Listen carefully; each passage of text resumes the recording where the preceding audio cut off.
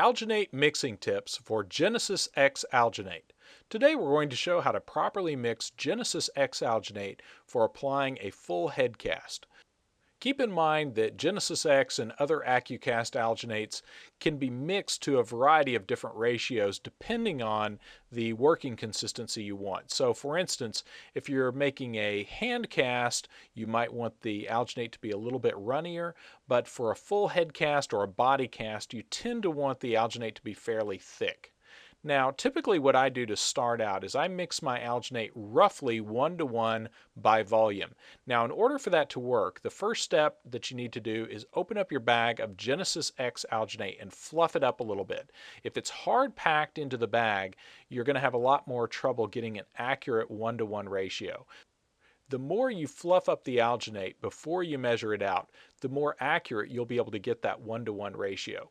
So here we're going to start by scooping out 3 parts of the dry alginate. Now keep in mind these are approximate here. You'll notice this is not a precise measurement by any means. Some of these are heaping cupfuls of alginate. We're going to use roughly 3.5 scoops of dry alginate, and then we're going to use an equivalent amount of water to start with.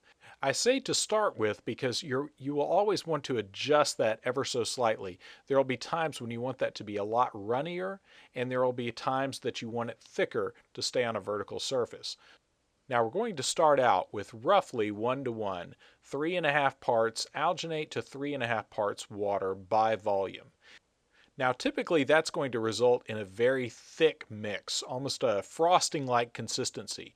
So we're actually going to wet that down just a little bit and get a little bit more of a liquid consistency so that it flows a little bit better on our full head cast. So you notice once we've got that mixed in, the 1:1 ratio, we added a little bit extra water, and that's going to give us a more flowable consistency.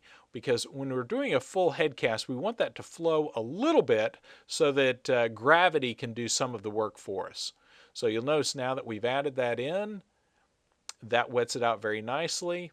And once we're done with the mixer, I go in with my hand and mix it some more as well, just to make sure there's no little lumps or any dry clumps of alginate anywhere at the bottom of the bucket.